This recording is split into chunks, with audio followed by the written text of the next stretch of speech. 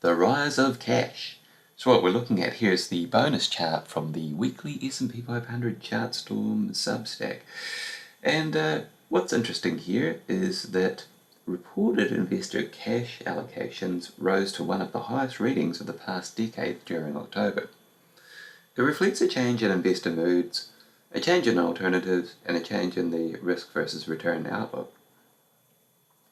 At 24.7%, the October reading is comfortably above the average of the past decade and still somewhat elevated versus the all-time historical average of 22%.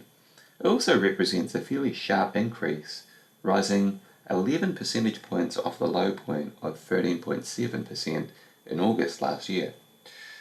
The chart below, so we'll just cue up the next chart here,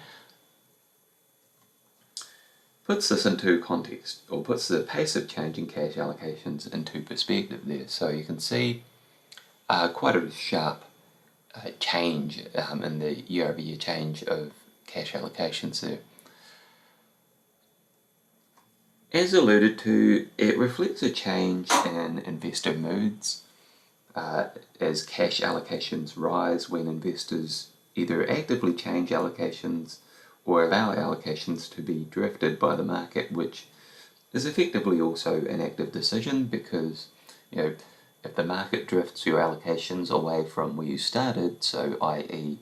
one part of the portfolio goes up, the other part goes down and stays steady, market values change, the percentages change, you can either allow that to happen and just leave it alone, or you can bring it back to your original allocations by selling the one that went up and buying the one that went down or stayed the same.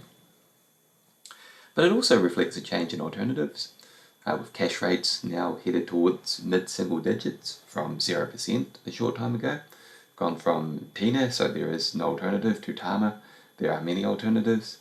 And lastly, it also reflects a change in the risk versus return outlook. Because historically, the odds are in favour of long-term equity investors when cash allocations are higher versus lower. So basically, you tend to see a trough in cash allocations around the peak of the market, and you tend to see a big spike and rather large allocations to cash towards major market bottoms or towards the end of bear markets.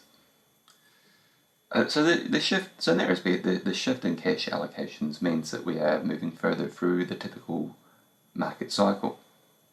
Although I'd still say that we're not quite there yet in terms of finding the sort of medium to longer term bottom. So it's a very interesting development with interesting implications and something to keep an eye on as the cycle progresses.